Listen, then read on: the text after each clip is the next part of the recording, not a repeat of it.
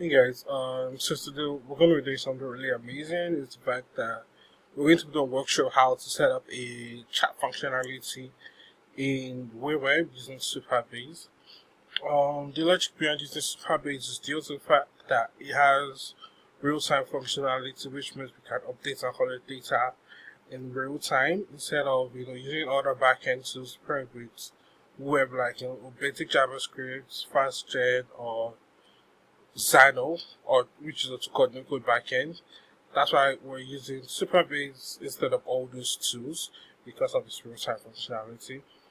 And this is where it's going to be shifted into two parts, which is the backend part, which is set up in Supabase, and the front-end part, which is set up in weweb, which is how weweb works because it allows you to separate your front-end and your backend, which is a very, very great idea regarding the code tools and regarding whatever you want to build if that logic works for you. So right here you can see we have a sign up screen. That's the first thing we want to set up in our application. Authentication to be able to know the users. Yeah. So we're going to go into the Supabase right now and review how it works in the backend and just do a quick overview of our architecture and our database. So right here we have um, three tables we're going to be using. We're going to ignore this. This was just a test table. We have three tables we're going to be using. The first is the user info table. The user info table is something I always advise when using Supabase, which is the fact that you won't have a public table schema to manage your user, apart from your authenticated user, which comes from Supabase directly. Yeah, so I want to have this to be able to easily update a particular user, not the user itself, but have a table connected to user that I want to be able to update, add new information, get new information basically. So with this user table right here, we can say we have 6 columns. Yeah, the first column, which is the ID for our table, when it was created. And this is a relational column, so our authenticated user basically. You can see this is the name for the column and this is the type of column it is. And you can see foreign key relation to its user. So we're just going to make a foreign key relation to our user authenticated user table, connecting the user ID of our authentication table with the user ID of this column basically. And that's how it's going to be set up. So anytime we want to reference that particular user, we will be pulling the table in the authentication schema, but instead we pull in this user info in the public schema that is easy to update and more secure. And we have a username, which is just everyone has a username in their chat applications like WhatsApp, iMessage, depending on whatever application you are using. Right here we have the avatar link, which is just the basic profile image. And right here, which is the last column, we have the full name of the user. So instead of me having it in the auth table, I'm going to have this in the user info table. The next one we're going to be reviewing is the messages section. Let's go to chats actually. So with chats, you would see how it works. So each user has multiple chats, and each user also has multiple messages. But each messages will have one chat. So there are tons of relations, and that's always how conversation applications are going to work. And you can actually fine tune this backend at the end to make your application not just be one-to-one, which is a direct messaging feature, but also one-to-many, which would be like a community or a group messaging feature, depending on what you want. And so, but for this, it's a direct messaging feature type, which is like one-to-one, but we can fine tune it.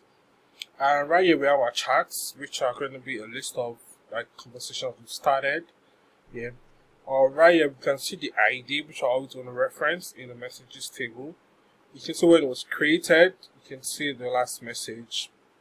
You can see the creator and the participant of that conversation basically that we're having. And this also refers to users. This is reference to the creator of the conversation. So irrespective of whoever is chatting or whoever is creating the conversation, they're going to be tagged as the creator, and whoever they're texting will be tagged as the participant. And if the other person was the one that created the conversation, they will be the creator, and in the scenario, I will be the participant. And it's all reference to a user ID. So when you want to start a conversation, I'm going to be passing the user ID into the request, and not to have messaging. Messaging as an ID are created, the chat where that message is connected to, which is the chat ID right here. It's a reference towards the chats. Yeah. So you can see the relation for it, relation to public chats, chat ID to public chats ID. And we also have message, which is the message being sent, and we have the user ID right here. So I'm also saying you can see some here and all of this. This is due to the fact that I'm sending the message as a rich text information to supabase, and I'll show you the reason why in our front end in weweb. Just to have more customization, you can either set it as text or rich text depending on whatever you want. If you're going to be building something closed, you can do a text, but if you're not going to be using something, or you want something more customizable by your users or whoever's going to use your application, you might want to use the rich text functionality basically. And right here we have the user ID, which is the ID of the person sending a particular message to allow us connect to either the chat or to the user info depending on whatever we want. But this is basically just there to safeguard and let us know who is sending that message and what chats or what conversation are they sending that message through. So this is actually a very, very basic schema for a conversation setup, and it's quite easy for anyone to jump in and also set it up themselves. And that's how we're going with this logic without having to overbuild. And depending on your specification, you can now build on top of this, or you can make edits to however you want to work with it. So basically that's our backend. So now coming into weweb, we have a few things set up in weweb. First is the authentication for sure. And in authentication, we want to look at sign up, sign in, depending on what you want, you're going to have your reset password, forgot password, and all of that. But for this, we're not going to be reviewing that, so I'll just be going straight into setting up the conversation functionality. Another thing we have right here is a profile setup. So we have a user info table here. What the user info table entails is the fact that it allows us to connect our user to a particular public schema. So is the create profile, we're going to be able to update that particular table by the username, the full name, and the profile photo, like we have in our user info table right here. So the user ID is how we're going to be sending the information, because we have an action right here to create the profile. We're going to execute the workflow right here. So user ID, username, full name, and avatar link. I won't be running this action because I already have signed in authenticated user in weweb. Yeah, but ideally this is how you're going to set it up, and you're going to connect each input to their respective spaces. And you can see for this we have the user ID, which is coming from our supabase or user column, and we're going to use that to authenticate to send the username, full name, and the avatar link to our chat application.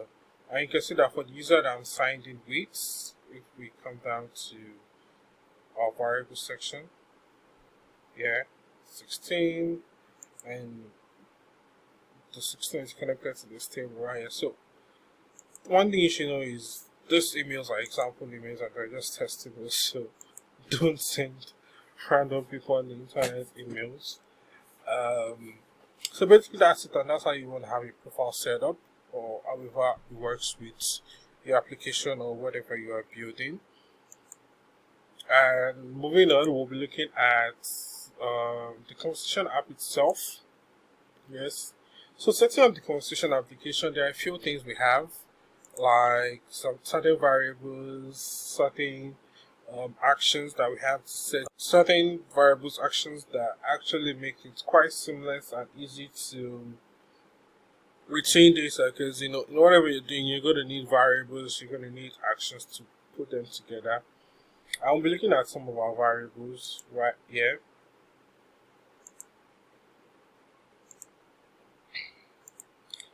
First off, you can see file URLs, which is connected to our profile page and the URL that is being generated from the file. We have our selected conversation. So we're going to have a list of chats right here. And we're going to come back to this selected conversation where we have a list of chats. I'm going to be able to open up the conversation in this mode out right here. And right here we have our chats. And the third one we have is our user basically, which is another important variable, which allows us to store our user detail in the front end instead of having to call the backend every time we need a particular data, which in turn slows down the retrieval time of our messages or just makes it quite terrible to our front end basically. So we're gonna have this variable. That's one which is variables in weweb. So old data you're gonna use for a while instead of having to call it from the backend every time. And right here is a mode out for us to start a new conversation. And here we have other users on in the database basically that we can text, we can reach out to. For example, we're just going to be using this user, and I'm just going to click this side to create a conversation. And you can see right now we have a chat, which is the one of that conversation, and I can send a message right here that will be like, hey,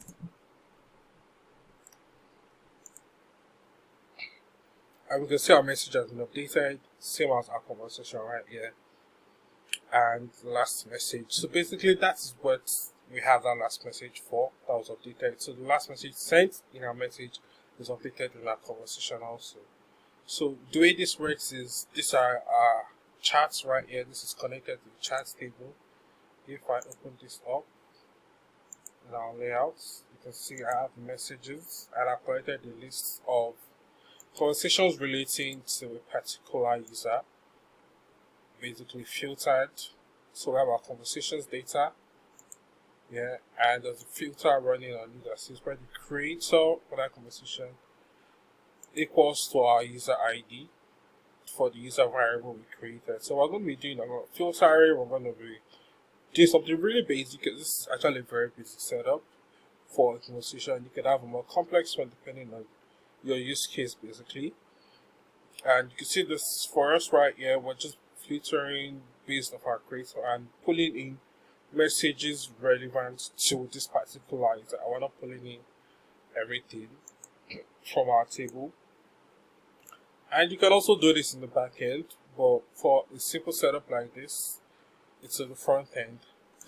And right here you can see our filter. I'm gonna close this and see the last message for that particular creator, the user info. If we had multiple conversations, I can create a new one that says on the text just JZ.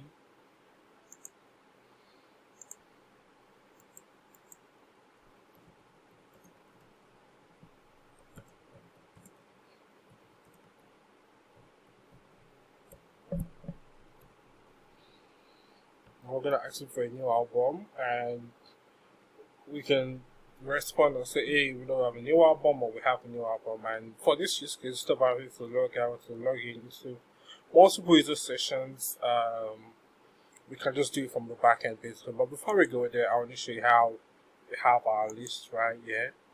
So you can see we have a new object in our array, which is another message connected to me as the user due to the filter we kept on the creator and its ID. So that's why we have that creator section right there.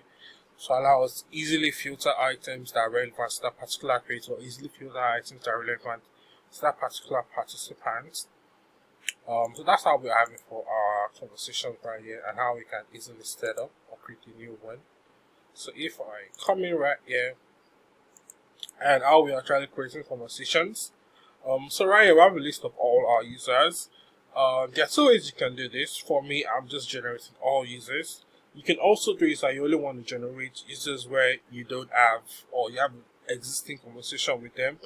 You can decide to filter based off that, but for me, I just wanted to actually have a scenario where you can have multiple users, and irrespective of having a recent conversation with them or not having a recent conversation with them, you're still gonna have your users right here. And you can also start the convo with this, or you can just easily click on this. Either way works, or either way works for your setup. But for me, I just did a simple click right here. So if we come down to the command where we have our menu items for list of our users generated from supabase, basically in our supabase plugin, generated a list of plugins. So we're using two plugins generally, which are supabase and the supabase authentication plugin. And if I come down to my data section, you can see I have three collections: one for users, messages, and conversations. And since it's real time, they're always updated real time also. That's one thing you need to note when setting up the supabase plugin. Real time conversations, you need to set it up in the backend and the front end to be able to enable it to work properly. So for all conversations whereby we have a real time table, the supabase is also going to come into weweb and pull that up and also make sure it's working for real time in both places. And you can see our messages right here, conversations, users. Yeah. So one thing we're using to set up the collection is how are we pulling in the data with relational database. So one thing about relational databases in weweb is that real time doesn't really work with it when a particular relational table is not updated in real time. So let's say if you have table A in real time or table B is not in real time, and you're making a relation to table B that's not in real time, you're not going to be able to get any data from table B in real time. Neither are you going to be able to update it in real time, except if the collection is refreshed. So when you're working with this, you might find that issue when you're working with the user info basically. But for our user info, we don't really need any real-time data. Yes, so that's another reason why you should never connect to the authentication tables, because you don't want to set up real time for that, and that's not advisable. And our pulling in the user info, so we're using I'm doing a mix of guided and advanced fields in the configuration. For here, it's just quite simple for our users because we're just pulling in all at once, and that's very basic and very simple. But when you come into messages where you want to be able to pull in certain things at certain times and not pull in everything, we want to be able to access your relational messages. Yeah, I'm using the advanced field section where I have the ID created at message, chat, user ID, user info where I'm pulling in user ID, username, and all these columns are actually very important. So having all of this set up, and same as conversation, yeah, that's how the configuration works. I'm using an advanced configuration for the fields where I have the ID, quite basic, quite similar to what we have in messages. So when you want to use the advanced allows you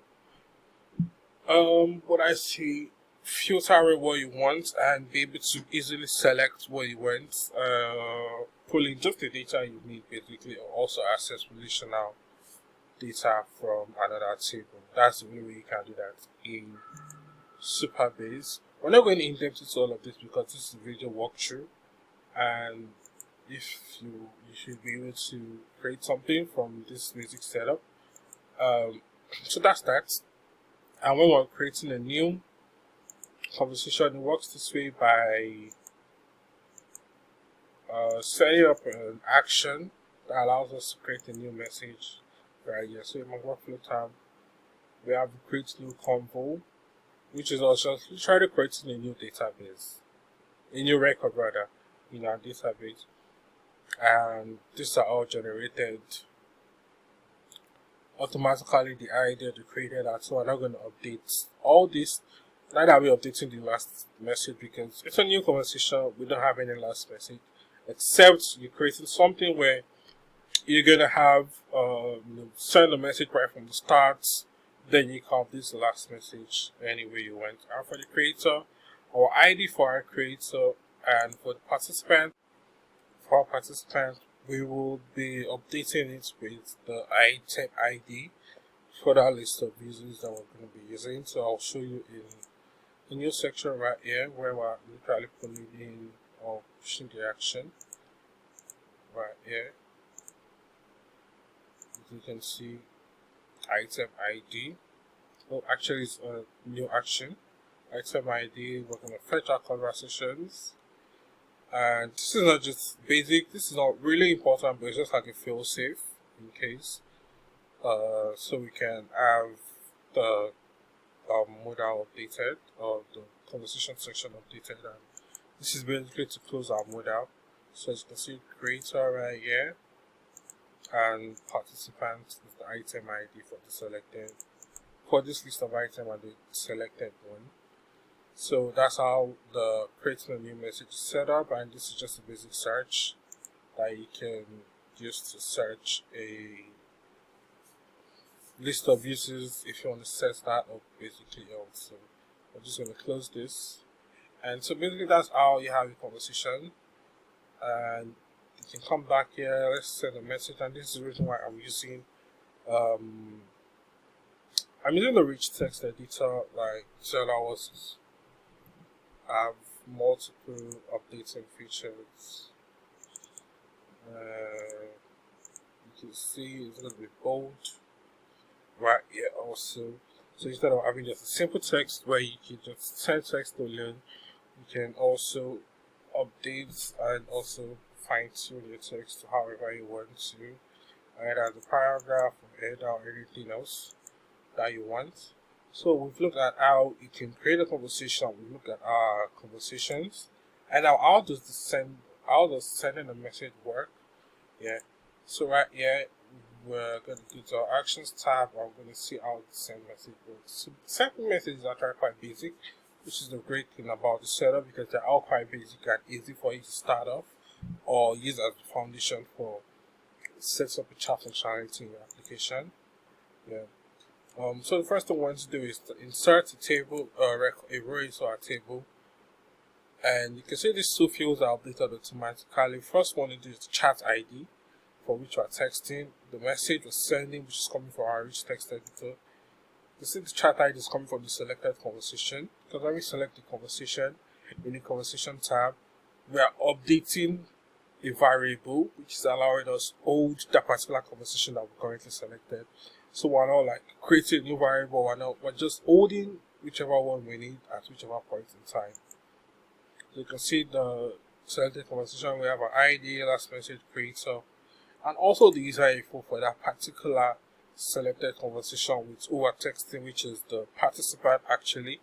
So we can see the ID of the participant and literally anything we need to work with our application. If we want to build future functionalities or anything else. So that's where we're going to be pulling our chat ID from, and the user ID who is literally sending the message. Basically it's going to be coming from our user tab, and that's how we have a message, which is also coming from our rich text value, and we have a chat ID. Then another thing we're going to be doing is the fact that I want to update our last message in a different tab. So we're not,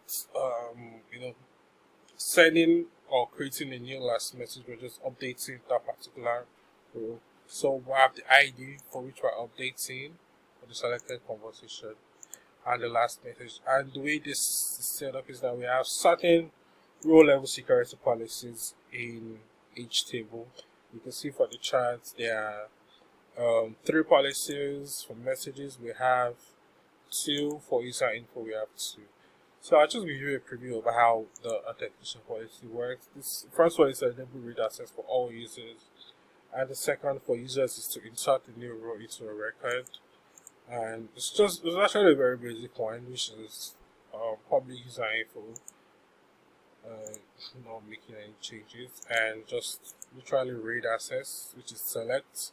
Insert is to insert the record, update is to update, delete is to delete, select is to enable read access. And we're going to go to another table, which is the messages tab. For the message we have 2, which is read and insert. inserting for dedicated users only, and read is enable read access for all users. If you go in depth into the supabase tutorial and weweb's YouTube videos, you can see an in-depth analysis on how this works basically. And read access is also the same thing for all users. So only users that are authenticated can insert a record, but all users can also read a particular message. And the final one, which is our chats, we have 3 policies for our chat, which is insert data, read, and updates.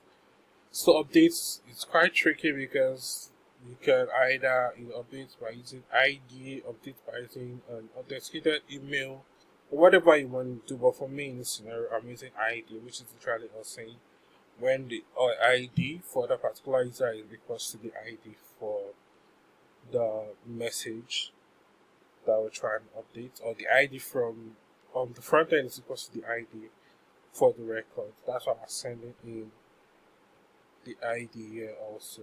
So basically that's it. That's how we have the row level security set up for this kind of scenario.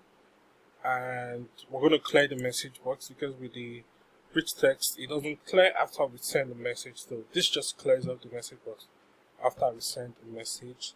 And that's how sending a message works.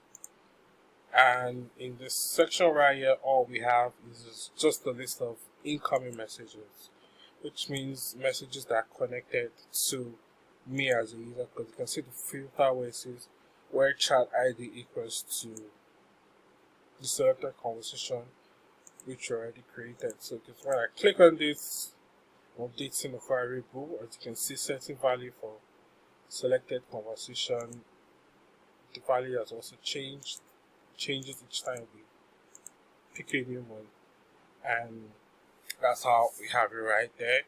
So that's actually a quick overview of how it works and how you can easily set up a conversation.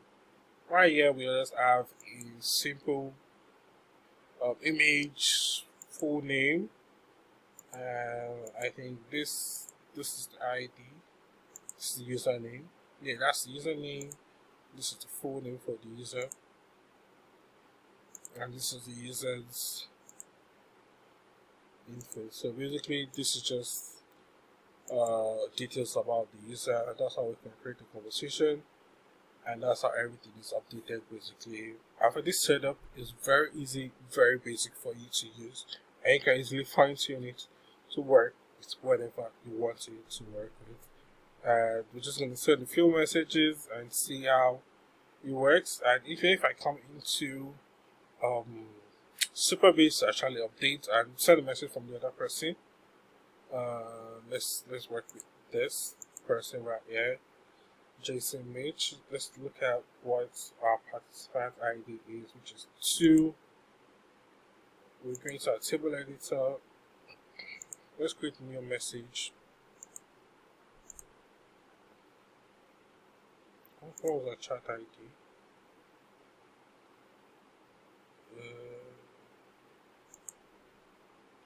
16.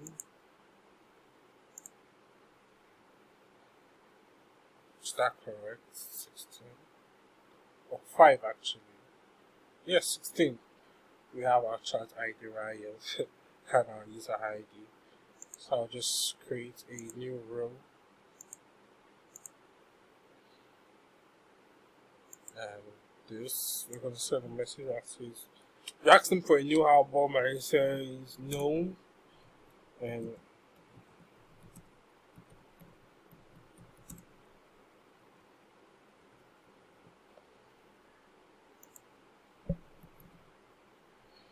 access our join is one of his albums, and it's going to send a message. It's going to be I think talking to Jay-Z, and Jay-Z, which is his user ID, which is 2. So this is what I meant, where you can actually have different multiple users in one conversation. Because if you had one chat ID, well, you want it to have multiple users send a message. Depending on your setup, you can just have different IDs to be able to text one, different user ID be able to text one chat ID. And when we save this, you would see that front end that there's a message from Jay who says, "No, how are you enjoying 444?" And basically that's it. And that's a simple setup for something like this. And I hope it's a great preview for you to, it's a great standard or foundation for you to create your own chat functionality in weweb using supabase. Something like this can actually also work with Sano, but the issue is the fact that it's not going to happen in real time, and whenever you do this, you're always going to have to call or refresh a collection, basically, to be able to get the message in time. And depending on your specification, I think this is a great setup for you to start with and build on top of. So that's it, and if you like the video, subscribe to my YouTube channel.